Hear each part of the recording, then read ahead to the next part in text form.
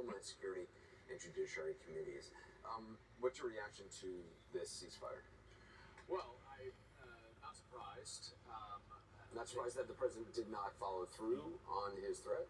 Yes, exactly. I think Donald Trump has one speed, which is threat, ratchet up, ratchet up, ratchet up the threat. And he was desperately looking for an off-ramp here, recognizing that, as I think certainly he was advised, that his threats were absolutely outrageous and unhinged, and really separate from apart from the potential war crimes he was talking about, counterproductive to the ultimate objective, which is to support the Iranian people, Not wipe out their civilization. not wipe them out. And he's actually moving them closer to the regime. But what concerns me is that this deal seems to be predicated on this 10-point plan that Iran presented. I don't know exactly what's in it, but Iranian media is reporting 10 points that their National Council released that is incredibly favorable. It's essentially, according to that their 10 points and what the council says about it, it's the armed forces of Iran control the Strait of Hormuz for the next 2 weeks, and by implication, from then on. And there's no threat, attack on Iran. They have the absolute right for nuclear enrichment. All U.S. troops out of the entire. All U.S. troops that essentially this is over. They control the Strait of Hormuz, and they can build their nuclear. President Trump has said that, or his administration has indicated that this is a good. That they've looked at the 10-point plan and it's a basis for negotiations. So that is quintessential Donald Trump doublespeak to get out of a jam that he created. And the reason why his threats are not going to work is that this regime does not care about the Iranian people.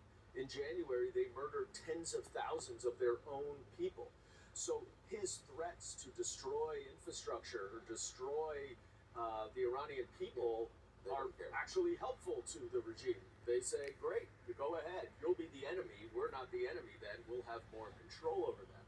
And Donald Trump is not somebody, as you know, a draft dodger who has no military experience, clearly does not understand how military strategy and diplomacy works with a regime like Iran. And we are much worse off, I think, today than we were before this started. It is incredible that the U.S. may be facing a situation where Iran actually gains full control of the Strait of Hormuz. Money is paid, they control the access, which they did not previously had. And in the process, the U.S. has alienated pretty much all of our allies by doing this without any real notification, any real coordination, and without the ability to really sustain this without a lot of more allied support. And the oil sanctions are supposed to come off. That is a very, very devastating weapon that we have supported in Congress. I have supported as a diplomatic solution to pressure Iran to stop their genocidal terrorist activity and development of a nuclear bomb. And so this is incredibly favorable to Iran. And also, as you mentioned, we do not have that. It's not only a moral superiority, we are not the leader of the democratic world anymore. We asked our allies to come in and support us, and they said no. Meanwhile, China and Russia are coming to the defense of Iran, and they are emboldened now, recognizing the United States is far less powerful overall. Our military is incredible and can execute these operations, but that's not power. And that is not a democratic leader of the free world wielding influence and power. And right now, I'm very concerned that the Iranian regime is fortified, and they have the upper hand right now in these negotiations because Donald Trump overplayed his hand, went way too far, is completely erratic, reckless, unstrategic, and is really causing serious harm.